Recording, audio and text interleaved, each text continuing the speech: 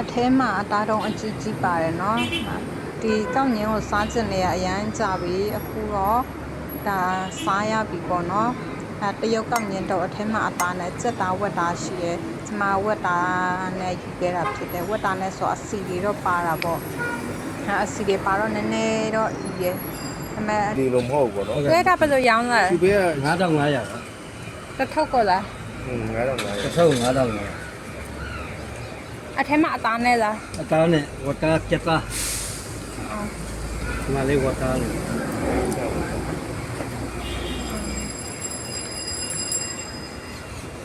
ကျင်းပို့ထဲမလားကြောက်ရိုက်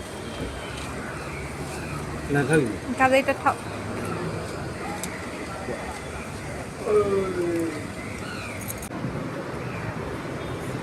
ဒါကတရုတ်ပိုးတော့ရောင်းတယ်ကောက်ညင်းတုပ်ပေါ့နော်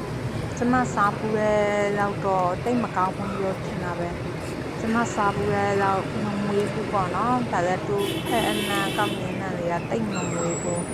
ကျမအရင်တော့စားပူတာအရန်စားကောင်းတယ်မွေးနေရပဲပြီးရင်ဒီလည်းအရန်မအီးဘူးသူကဒီအကြောင်းလေးဟောပါလေမြုပ်တီကြော်လေးနဲ့စားအရန်စားကောင်းတယ်ဒါလည်းမစားရတာတော်တော်လေးကြာသွားပြီအခုရန်ကုန်လာတာမျိုးမှာကျမတွေ့တော့ဒါလေးကိုဝယ်စားကြည့်ပါတယ်အရသာတော့မဆိုးဘူးကောင်းတယ်နည်းနည်းလေးတော့ဤရတူအရှင်တော့ထည့်ပေးတယ်ဆော့အရှင်ပေါ့နော်ထည့်ပေးရတယ်မဲ့ဆော့အရှင်ကတိတ်တော့မစားကောင်းဘူးဒါပေမဲ့ကျမဒီတိုင်းလေးပဲစားလိုက်တယ်ဒါလေးကိုအရင်ကြိုက်တယ်ဝက်သားနဲ့ဆိုတော့အစီတုံးပါတဲ့အတွက်အစီတွေကတော့အများကြီးရှိတယ်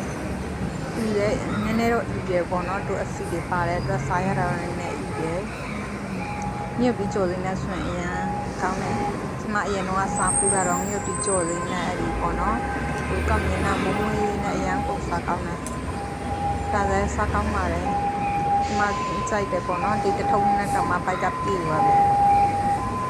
စားပြီးနဲ့ဤနေတော့ကျမအရှင်လေးနဲ့စားလိုက်တယ်တရုတ်ကောက်ညင်းတော့ကိုစားချင်တယ်အရင်ကြာပြီအခုတော့စားလိုက်ရပါပြီကျေးဇူးတင်ပါတယ်